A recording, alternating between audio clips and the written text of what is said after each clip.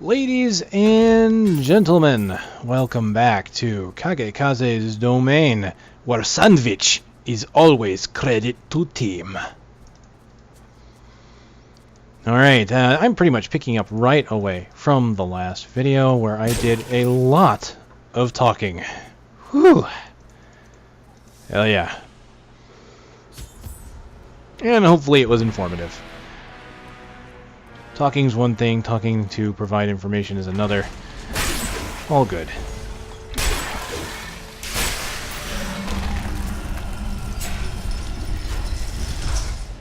So, I went out and I checked, and as of right now, the next unlock on the reveal site, that's reveal.diablo3.com, is available. The next unlock is an excerpt from an upcoming novel called The Order. This novel appears to take place after the events of Diablo 2 and several years before the events of Diablo 3, featuring Cain and Leah. I haven't actually read the excerpt, so I'm not sure exactly too much of what's going on there. As much as I think the lore is kind of cool and fascinating, I really haven't looked too deeply into it, so no matter what I read, I have a feeling I won't glean too much out of it. Is that monsters? Yeah, it's experience. So, you know, if you're into the lore, it's a great thing to check out, I think.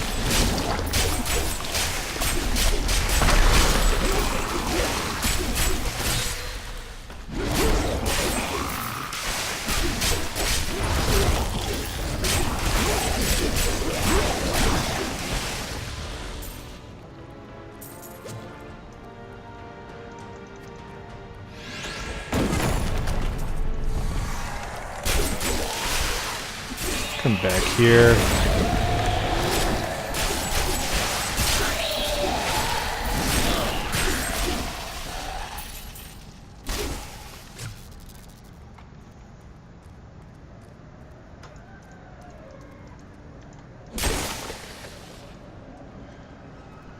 Alright, so we are going to make our way to the next Cathedral level. Find our way to the Templar. Oops, and I'm going the wrong way, completely. If it weren't for the map, I think I wouldn't get anywhere. I was never good at games without maps. Would get so lost in games like Metroid. Oh, hello. Wow! Look at the sheer abundance of monsters here. I somehow didn't need to use a healing potion or use my healing ability. I just tore through them that quickly, I guess. Anyway, as I was saying, I've gotten lost in games like Metroid. Gosh, even like some kind of games like Wizards and Warriors, which were not exploration games like Metroid. Wizards and Warriors required you to find things like keys to save the level, then find the exit door, and I would still get lost. I would pass the same tree multiple times before I realized which one I needed to go into.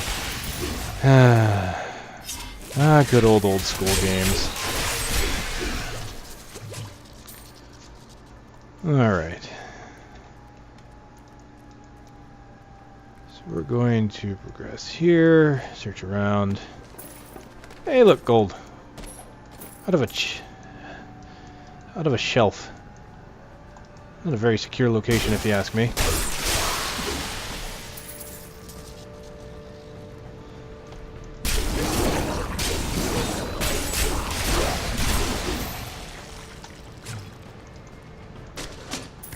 I will not accept this.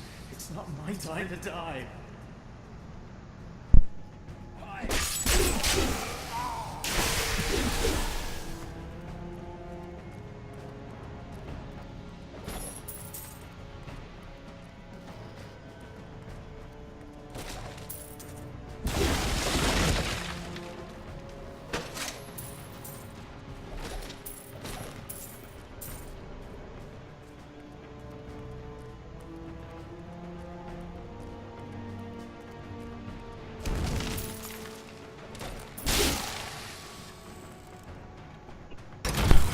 Open, I say.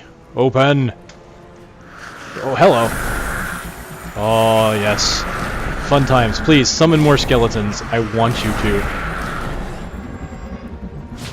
Ah, he hit me. Come on, come on, come on.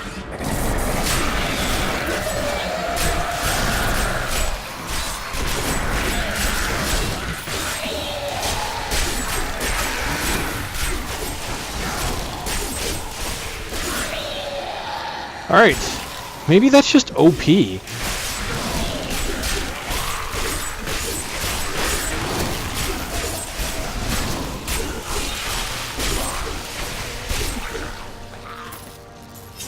Seriously, I lost a little bit of health, and then nothing. I swear I have not used my healing ability at all.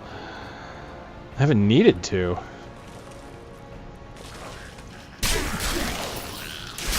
That was fun, though. See, that's the kind of situations I love to play in. Getting myself a challenge like that where there's a bunch of monsters, thinking of how will I want to approach that, and I was able to kind of teleport in, use my AoE to knock them back.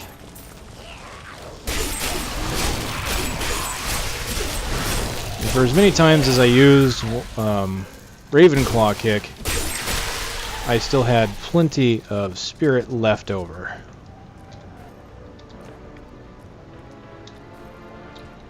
Oh, what else was there? Yes, intelligence.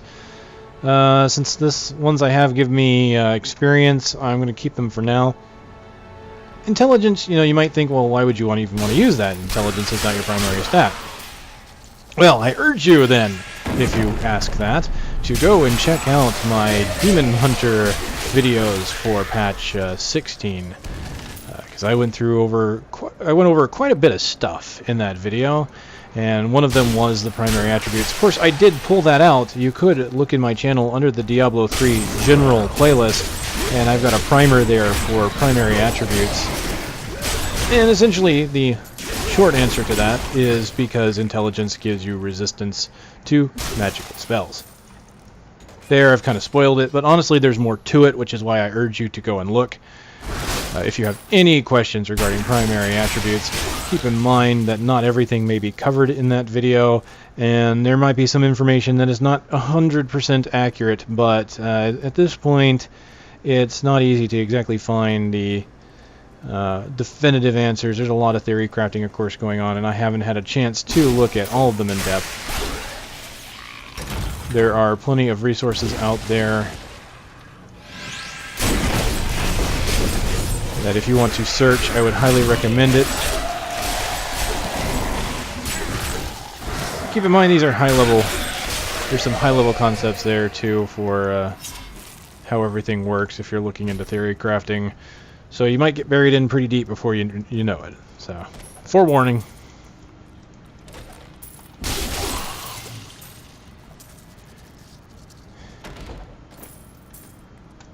If theory crafters for Diablo 3 turn out to be anything like theory crafters for World of Warcraft, I expect a 100-page dissertation on why Thunderclap can provide you a DPS loss or gain compared to the other runes. It's just that crazy.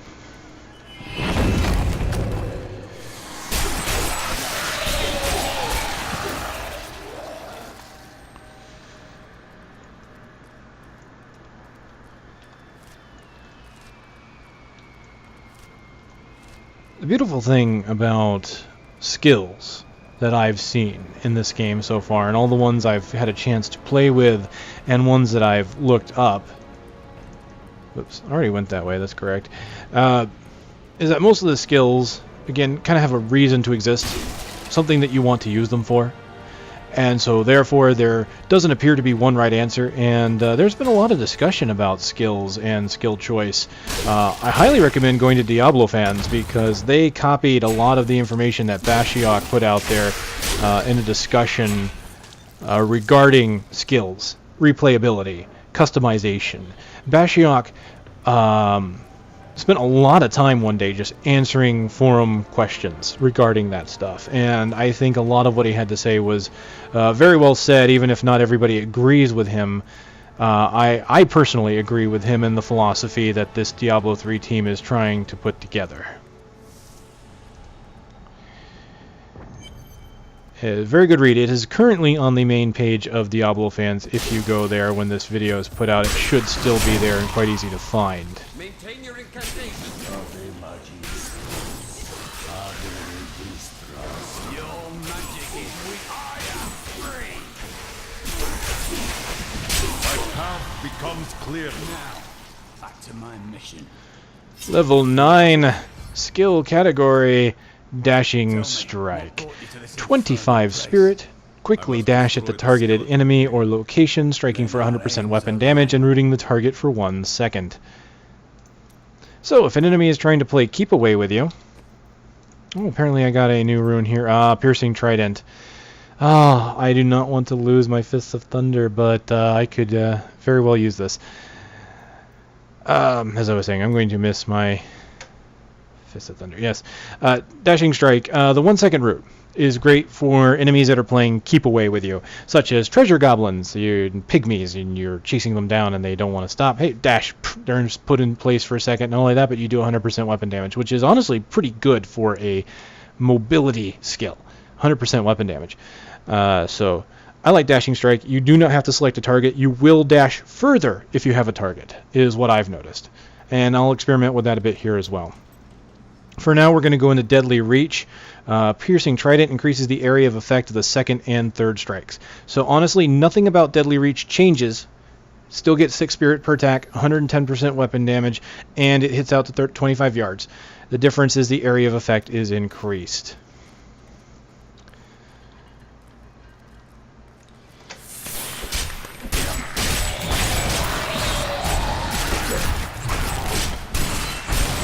And there you go.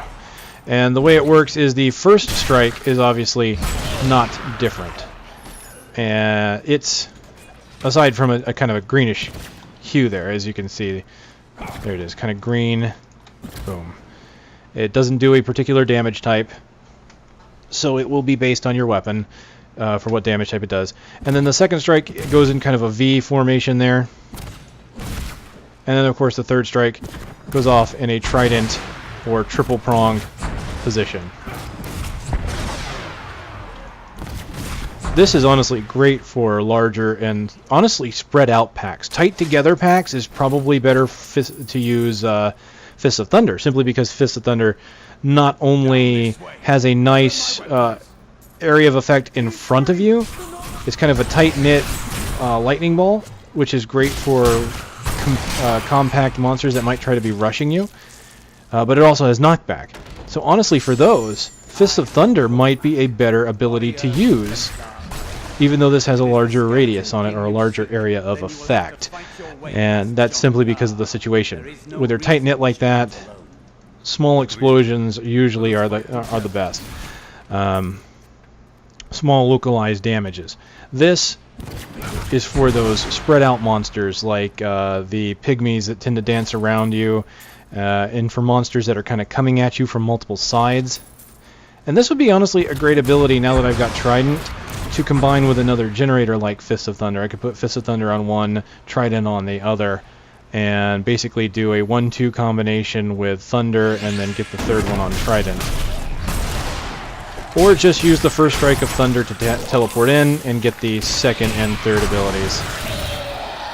I'm not too worried about losing Fists of Thunder and the Thunderclap rune right now because I have Dashing Strike. I can basically replicate what I was doing before using Dashing Strike. Of course, it takes spirit to do so now instead of generating it.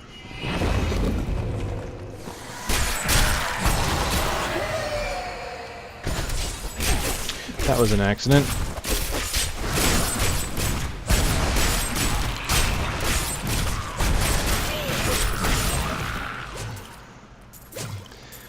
One of my favorite combinations, oh, there's a banner I was talking about before.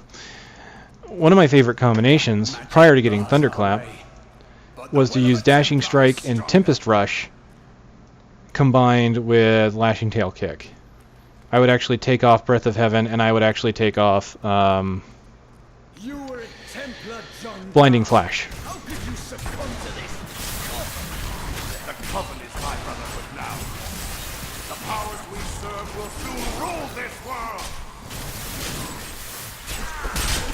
And there you can see I'm kind of using a lot of spirit to chase him. Ooh, there we go. Chase him down, and that was pretty much because I was using my spirit to not only chase him down, but I was using it to attack with Vulture Claw Kick. So that is the downside to using Dashing Strike, is you can use it to get into position, but if you try to use a finisher, you may start draining your spirit really quick. Thank you for your aid. If we then onward. Let us seek honor together, my friend. Alright, let's see here. I can heal myself, so I really don't need his heal, even though I'm a melee class. I'm going to have him tank a bit, and then I can heal him. Do a little roll reversal. Now, I don't really have much here. 1.54, 1.4. That's a little bit faster. If I wanted to make a build here dedicated to speed, what I could do is this. This will reduce my DPS, but I'm glad that fate has brought us together on this path. I could, like, see here I have 1.7. Honor and ferocity. I know that a pure soul must burn within. Did they? Maybe they fixed it. Attacks per second used to only show, or it used to show your alternating weapons. Let's be sure.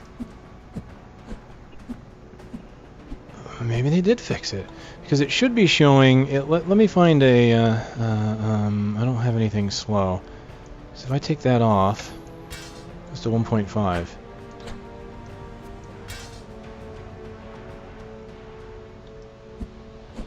Yeah, maybe they fixed it with this recent patch. The 1.77 showed you the attacks per second would show you what weapon was about to swing. So originally it would show the 1.5, then it would switch to the 1.4. Now that might actually be averaged. It doesn't say in the tooltip.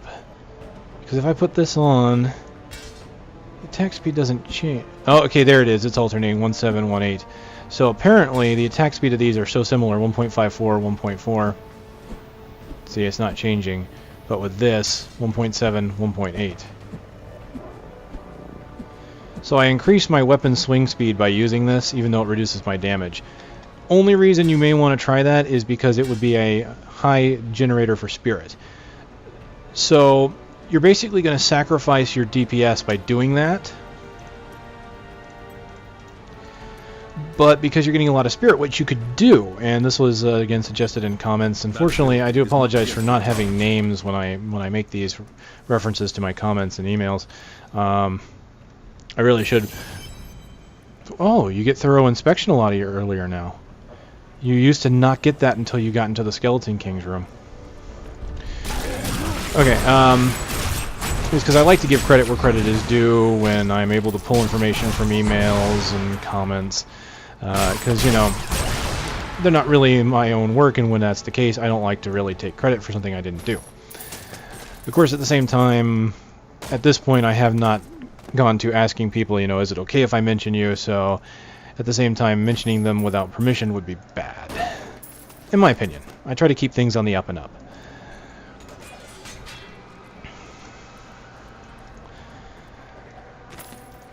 And now I wander, cursed by... So, the downside to this playthrough so far has been I've not found a single two-handed weapon that my monk can use. Everything is only for other classes. So the monk will dual-wield for quite a while, probably, because of that. It appears that... I don't know about staves, or staves. I think those might be casters only.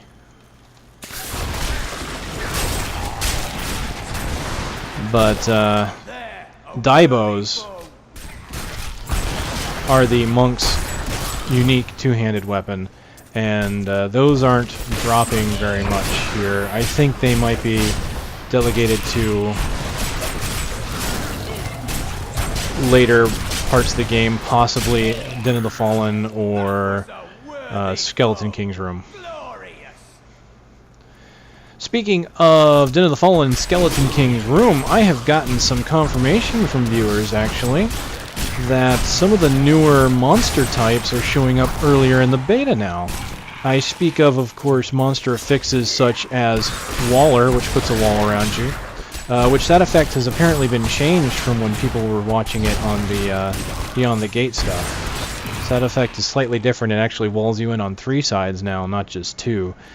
But Wallers and Jailers have been sighted in Den of the Fallen, not only Den of the Fallen, but the Defiled Crypts. I actually have a screenshot in my email that shows a Jailer in Defiled Crypts, and I was told that Wallers were there too. So that's kind of cool. Unfortunately, I haven't run across it. I wish I had. I've seen Vortex in Den of the Fallen 2, and I've gotten that on recording. But I have not gotten any of the others. I've actually run into Jailer once, but I wasn't recording. Shame, right?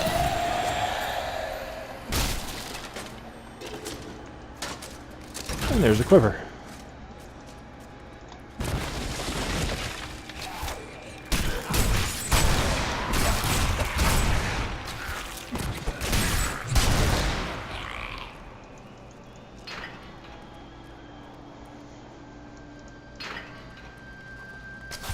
Let me see here real quick. I'm going to try and go the distance here.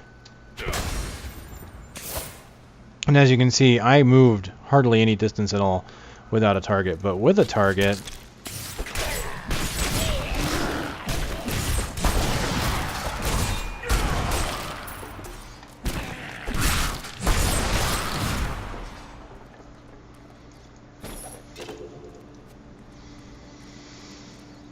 Yay, more quivers. I keep hitting 1 by mistake. I keep meaning to hit 2.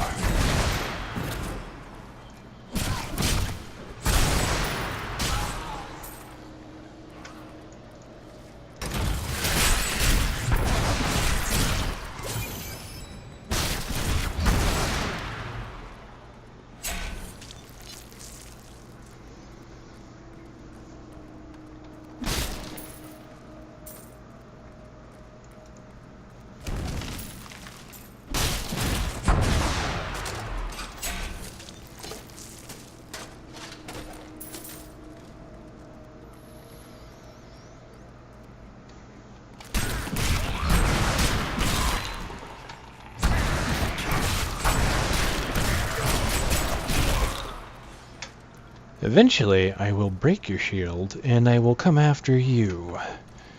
You only are buying yourself a tiny bit of time.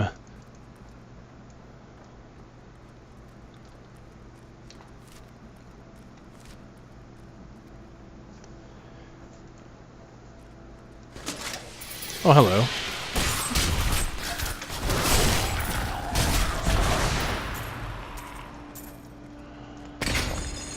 Haha! Take that, ground!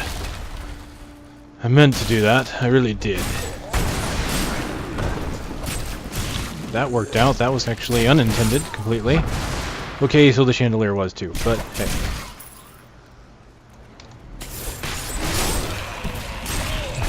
That was nice. I was able to get rid of some of those guys with shields before they were actually able to spawn up with their shields.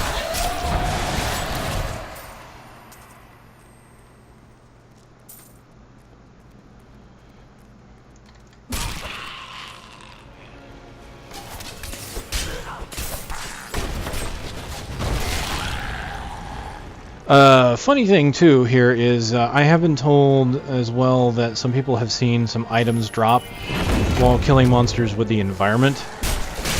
I still haven't seen any, so my guess is it's very rare. And again, my theory is that your magic find isn't factored into it. The base magic find of the game world, whatever that might be, seems to factor in. So who knows, maybe with Nephilim Valor put in, it won't be a big deal. But the truth of the matter is, things start dying to it after a while.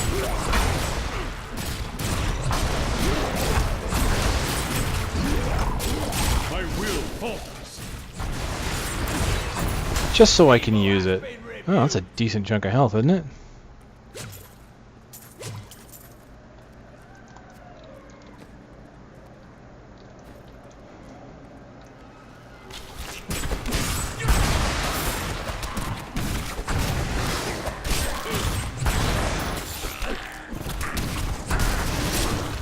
I thought you could hurt those guys with shields if you hit them from behind, but he blocked. You notice my dashing strike actually took me behind him, and yet with his shield up he still blocked it and he just turned around instantaneously. So maybe, just maybe, that you can actually hurt these guys with shields by attacking them from behind. Kind of a shame, really. What have you got, an 8.4? I need something better on you.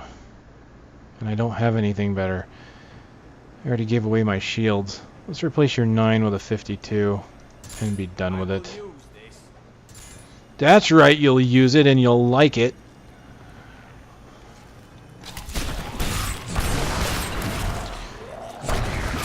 Sometimes you just gotta put your followers in their place, you know? They get uppity.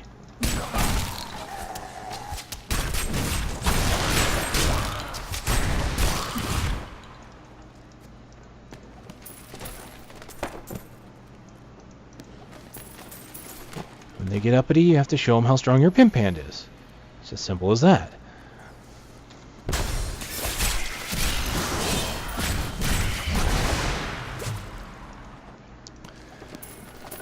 So, this is an interesting turn of events here that in previous builds of the beta, my favorite skill was Deadly Reach with Piercing Trident.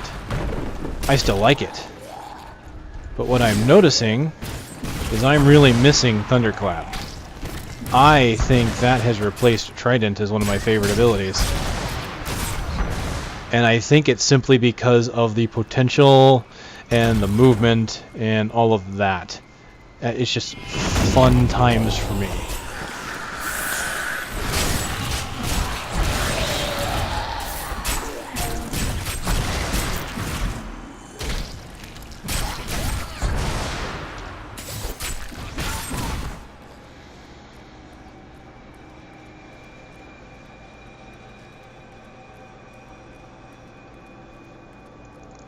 I think the combination of Dashing Strike and Tempest Rush work out very well together, which is why I use them with my Lashing Tail Kick and the Vulture Claw. Because what I would do is kind of get in there, I would Dashing Strike, or I would Tempest Rush. If there were too many enemies in a big group, I would Tempest Rush to the center of them, because Dashing Strike won't let you go through enemies much like normal movement won't. So I would kind of Tempest Rush into the middle, do the kick, and knock them all back. So with Dashing Strike, though, and if I wanted to get in to a group, you know, move in with Dashing Strike, start attacking, well, if I started running into trouble, I could then use Tempest Rush to get out of it. So I could Dashing Strike in, maybe I get surrounded, okay, Tempest Rush out. Honestly, that is a nice combination of skills. Obviously, it's a very movement-based build if you do something like that. You do sacrifice some other really cool abilities to do that. But that's the beauty, again, of this game. Your diversity, your builds. Do you want to make something that is acrobatic and tumbling around, like, say, Demon Hunters using Vault? Or do you want to use something that's a little more powerful? Because I have seen where some people, you know, they don't like the acrobatic classes. They want to play something that's tough, like a Barbarian. Well, with the right skills, you could easily make a Wizard, Witch Doctor, Monk, Demon Hunter all be just powerhouses. Stand there and deal out a ton of damage. It really just depends on what kind of passives, what kind of runes, and skills.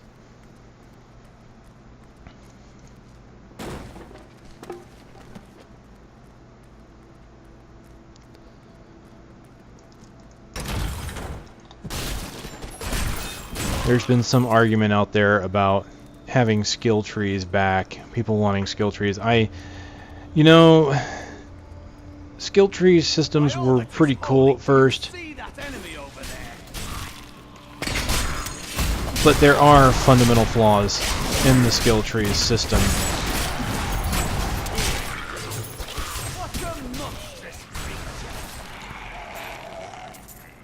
And some of those flaws are simply that, 1.5, hold on, just take it. Putting points into transitory skills. This happened a lot in Diablo 2. There were skills that you started off with that you really only put 1 point into. And why? Because you were trying to get to the next skill. And then, of course, the way skill trees work is the best way to use a skill tree is to get the skills you want and just pump all of your abilities into that skill. Otherwise, your skill would not put out its potential, and you could end up hindering yourself in higher difficulties. They were fun to play around with at first. I did a lot of experimentation with builds in Diablo 2, but I quickly found out once I hit Nightmare how bad some of those builds could be if you didn't pump the maximum number. Essentially what would happen is the builds I wanted to make weren't themselves terribly bad, but the problem is the skill points required to make it work at low levels compared to working at high levels. So like, let's say I was 99 right away, I could put all my points in the skills I wanted, and it would probably be a viable system. But what I was running into a problem was those levels in between, where I don't have quite a skill maxed out, and I wanted to get a new ability, but getting a new ability meant I was starting to spread my talent points then, you know? And the biggest flaw with Diablo 2 was the fact that you could not change it without restarting your character and making a whole new one. I did not really care for that. I loved making alts because I loved experimenting and playing again through the quest. I mean, I thought that was kind of neat. But I hated making an alt just for the sake of trying to fix a build. You know, if I screwed a build up by accident and found out I wasn't viable, you could not gain experience very easily with an unviable build, especially, you know, solo. I mean, you could probably could have joined someone else's game, and that just wasn't the way I did things, really. I participated in some rushes, but they got boring after a while to me. To me, rushing was really not a lot of fun. I like exploring, doing quests, seeing the world.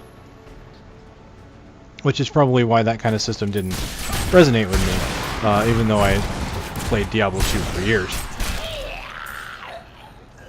I just did not do the rushing. Did not, you know, maybe for a handful of attempts, and then I was done. I was doing something else. Oh, where is my exit? Oh, of course, over there. I do not understand how evil walks in the day. Should it not fear the light? Alright, this is going to be a slightly over half hour, it looks like, but hey, that's cool. Move on. And figurative foe of evil. So you could fix some of these problems of the old skill system by allowing you to do respecs, but I don't think that solves the problem of transitory skills. For example, Holy Bolt for the Paladin. I don't know if I saw any viable builds, or, I mean, unless you specifically were gearing out that ability, but even then it was unorthodox, that I could tell. You know, and the big thing I didn't like about the way they did attribute points was you pretty much had to go and look up the way to do them to maximize your potential. Blizzard's trying to get away from people needing guides to figure out how to play their game effectively. They want you to be able to use logic. Fancy that, right? They want you to be able to go in, kind of use your brain and say, you know what, this does this, that does that, then therefore this should work. And in Diablo 2, you know, that worked for some things, but not everything. Because unless you were thinking big picture and knew what you were aiming for at level 99, you very well could gimp yourself.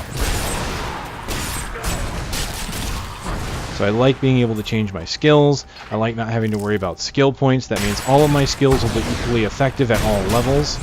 So I'm not a summon necromancer with a single skeleton that's dying in one hit right away. I can, for example, my witch doctor, I've got 3 zombie dogs right away, and their damage scales with my weapon, which is great.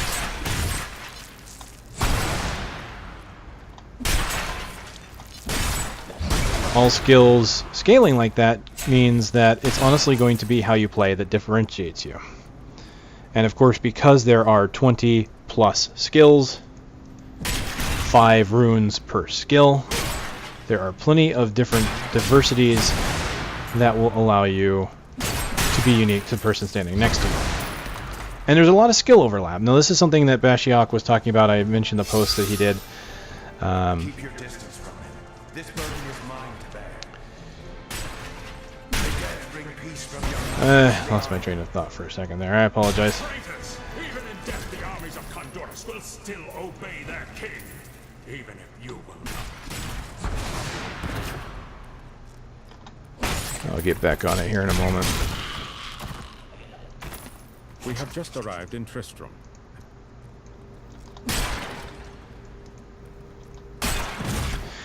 Yes, skill overlap. So there's a lot of skill overlap. And that means that with the right runes, some skills will do the same job. But one might do it a little bit differently. So that includes AoE damage, direct damage, snares, CCs of any types, really, stuns.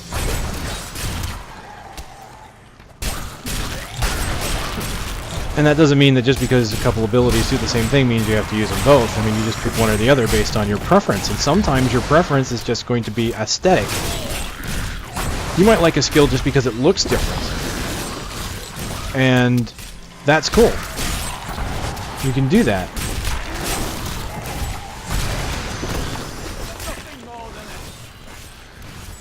So if you get two abilities that do the exact same thing, so like say you get an ability with a rune, and that rune turns the ability into a massive AoE. But you've already got a skill that has a massive AoE with another rune, or as a base. You could decide to use one or the other. Who knows, maybe the massive AoE ability has a rune that makes it better, or does some other side effect that you might want. Pick and choose. Really is what it comes down to. They want you to have those options. So they designed some of the skills to overlap with that intention. They didn't want you to feel like you absolutely had to use one particular skill. And one of the things that they said is a test to that, and a testament to their skill system, is in testing, they would have people come up to them and say, hey, I've got this skill, and this skill is absolutely necessary for playing my class and beating the game.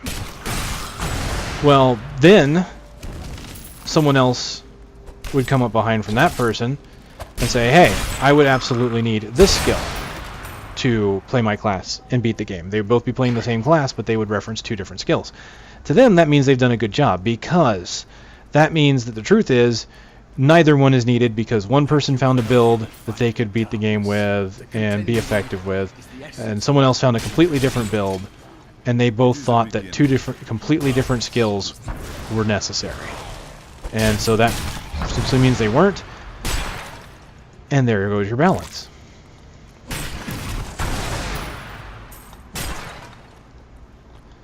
They've been doing this for a long time. I mean, granted, this team is not the original team that did Diablo 2, but Blizzard in general has been doing this for a long time. Now, it does not mean I have absolute blind faith in them. It does not mean they're infallible. But it means they have a lot of experience to draw on to know what's fun, what works, and they have a lot of people, a lot of testers, community members in general, to give them feedback on how well they're doing, and they pretty much use feedback from all walks of life, from casual to the hardcore.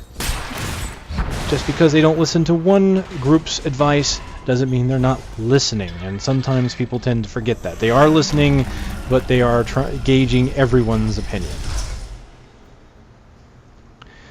Whew. Okay. You will never defeat Skeleton King Leoric. My name is Inigo Montoya. You killed my father. Now prepare to die.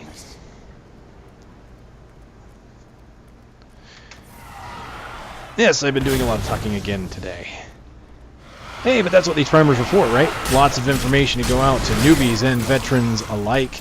And I may be sparking the flames of war talking about the skill system and how Diablo 2 was in any way flawed. Ah, yes, it was. It was indeed flawed. That does not mean that it was not an excellent game for its time. Does not mean that it's still not an excellent game. I've gone back and played it even, not recently because of Diablo 3 and all that, but I have gone back and played it within a year. I love the game still. But when you love something, you can recognize the flaws to make it better.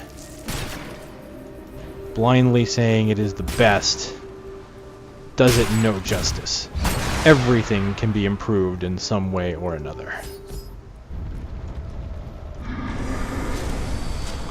And one thing that would improve Leoric is my boot in his ass! Because he's about to get it. An arse kicking that the world has never seen before.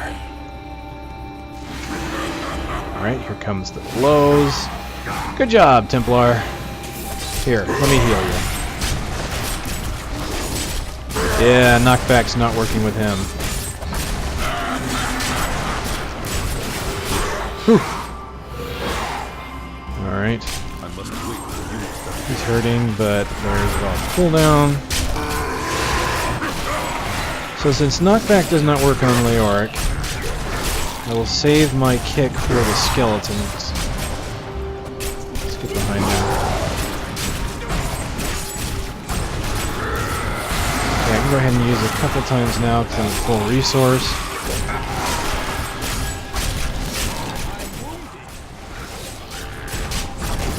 What's great is I'm getting health globes from the skeletons.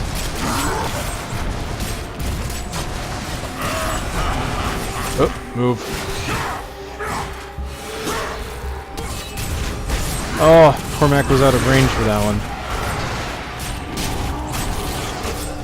Come here.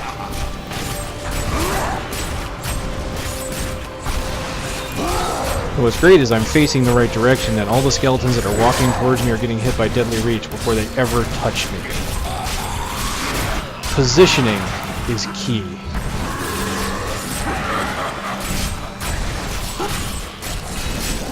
And here they're coming up behind me, I just use my kick. So I actually have a response to anything. Something coming in front of me, deadly reach. Something coming up behind me, vulture tail kick. Vulture claw kick.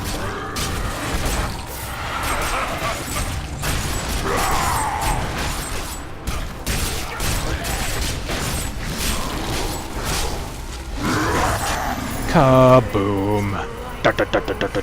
Kaboom! Kaboom!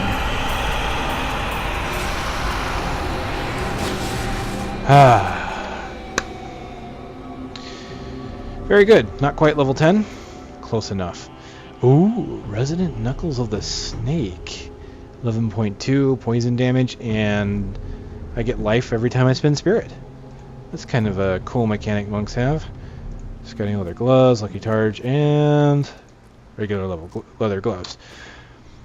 Alright, let's take a look. It's the 4.3. Hey, here we go. 16 armor with some vitality and magic find. That's great. I'm holding on to the experience ones for now simply because at this point I'll be moving on trying to get level 13. Hopefully I'm able to make that happen. So here we go. 11.2. Just a little bit better than the offhand I have. It's a 1.4 per second, which is the same attack speed. This has 5 to 10 damage. This has 4 to 12. So 1 less minimum, 2 more maximum, which is great. It does poison damage. Unfortunately means my main hand is still not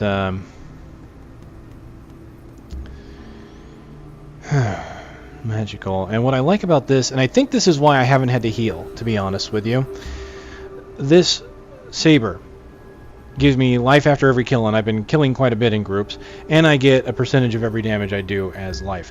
You've noticed that I've only gotten low a few times at this point, so this has been very good to me. Honestly, here's where the tricky, you want to compare blue items to see which is better than which, because that's something people have been asking for, because the white items aren't that interesting. Well, here you have it. This is less damage than this. This will allow me, this fist weapon will allow me to heal myself whenever I use spirit, but it's only 0.4 life per spirit. So let's say I'm using lashing tail kick. That's 30 spirit. Alright, so of that 30 spirit, and since I'm not so grand at it in my head, I'll just do it. So I'll take the 30 spirit that it gives me, multiply it by the 0.4, and that would give me 12 life for using the kick, which is not even a 10% here of my life. So honestly, that's not a lot. It is not a lot, but it's still a way to heal myself without using a drain weapon.